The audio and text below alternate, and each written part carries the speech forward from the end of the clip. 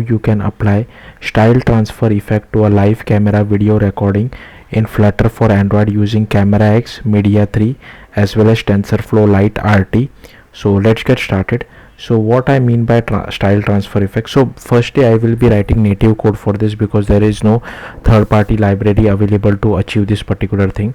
So I'll explain the code later on, but here you can see I have taken these two images, oil.png and style.jpg. so you can take whatever image you feel like. So suppose I'm using this particular image, just giving you an example, then I'm able to apply the styles of this image to my live camera video recording. So let me show you guys the output so that things would be more clearer for you. So I'll just close this. Okay, so first here you can see it is asking me for camera permission. I'll just give the camera permission. Then it is asking me for record audio permission. I'll just give that as well. And here you can see this is the live camera video recording. So I can just click on this record video. So it has started the video recording for me. I can just move around wherever I want. So I think this is the oil.png image which I am using, but it's up to you, whatever, or I'm not sure. I mean, it's up to you, whichever image you feel like. Now I can just click on stop, and now unfortunately the video is captured. I'm not able to play it in the video player. I don't know why. So if I try to play it, I don't know what is wrong with this, but the video is stored to external storage, so the user can access it whenever he or she feels like. So here you can see the video is stored. I'm just playing that video. So I'll just pause the video. If you know what I'm doing wrong while playing the video, do let me know in the comments. But same problem I'm facing with React Native as well. Like, it works perfectly fine with native Android, but the advantage of native Android is I'm using Exoplayer in that case, and Exoplayer can directly take that particular path. But I don't know what's happening wrong with this video player of Flutter as well as React Native. I think both this uses Exoplayer behind the scenes, but yeah, do let me know if I'm doing anything wrong. Anyways, let's get started. So first you just need to create a Flutter project. Then you go to main.dart, and here you add the import of dart.io. This is my camera view. So this is the dart file, and here this is my project name. So you need to replace FlutApp3 with your own project name over here. And I have imported material as well as services. Now these are this is the default boilerplate code which is present. Then I have just refactored this my homepage widget. So here I'm, like I said, we are only doing it for Android. So if platform is Android, that's what I'm checking over here, and this is our method channel. Then inside the initiate, if platform is Android, then we just call get camera permission. Then here we do camera permission dot invoke method get camera permission, and here we get the result. And depending on whether it is true or false, we just assign it to this particular variable over here. Then inside this build method is permission granted. Then here we have a safe area of my camera view and another safe area of text saying give camera permission. So here inside my camera view, these are all the imports: Flutter material, Flutter services. Then this is the video player. So for video player and Chibi, I have added all these imports as well. Okay. Next, here you can see again method channel for getting the URL of the video back from native Android side, and this is the state for it. Here variables for video player controller as Chibi controller, and then one map for creation params as well. Then inside the dispose, we dispose our controller as well as Chibi controller. Then inside the build method, if platform is Android, video URL is not equal to empty, then we display the container, else we just display our Android view. So here you can see inside the container we have the aspect ratio as well as Chibi if the video URL is not equal to empty. And inside the Android view, this will display the live camera video recording as well as the start and stop video recording button as well. And here we get a callback of on platform view created. So here we have this handle method, and here we have this particular case. So here we get the video URL, we initialize our video player, add a listener to it, we set the looping, we initialize it, we initialize our Chibi controller as well, and then we set the URL to our video URL as well. Okay, so yeah, that's it. Now this is the error which I'm getting while playing the video. So in case if you know anything about it, do let me know in the comments. Next you need to go to the Android folder, go to app, go to build.gradle.kts. Here inside dependency you need to add camera core, then camera 2, camera life cycle, camera view, camera video. Then here is media 3 effect, which is still in alpha at the time of me recording.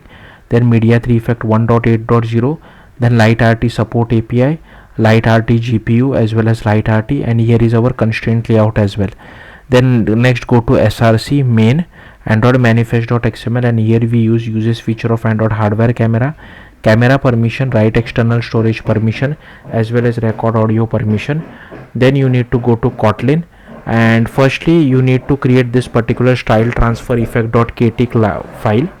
This package name which you see over here, you can just copy it from the main activity. So whatever package name you see inside your main activity, you can just copy it inside the style transfer effect class. Now for the style transfer effect class, I have literally copy pasted everything from the documentation, so I don't really understand all this code, so I'll simply scroll through this. Feel free to pause the video wherever you feel like and just copy all this code. So here you can see we are using the TensorFlow Lite model. I'll come back to this where exactly we are storing it as well.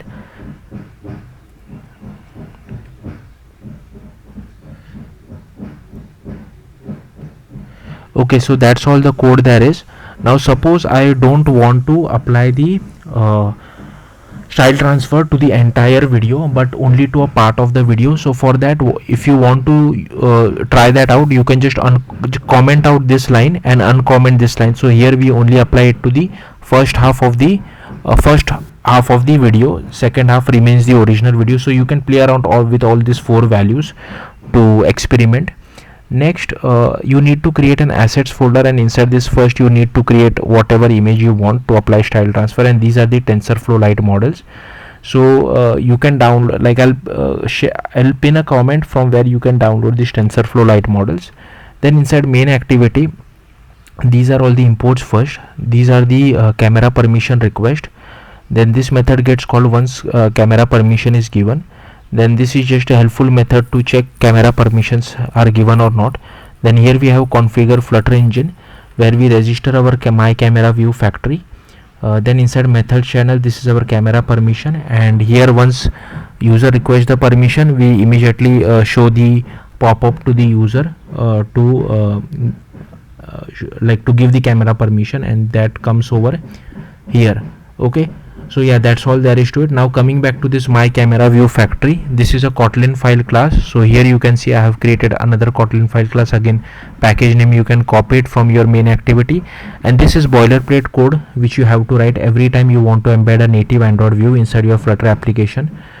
So yeah, feel free to pause the video and just copy all this code. Then here is my camera view file as well. So here I have this my camera view.kt file.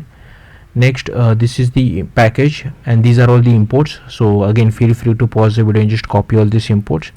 Then here is our video capture recorder, here is our recording, here is our process camera provider, here is our camera executor service, here is our constraint layout, this is the preview view, and this is the button.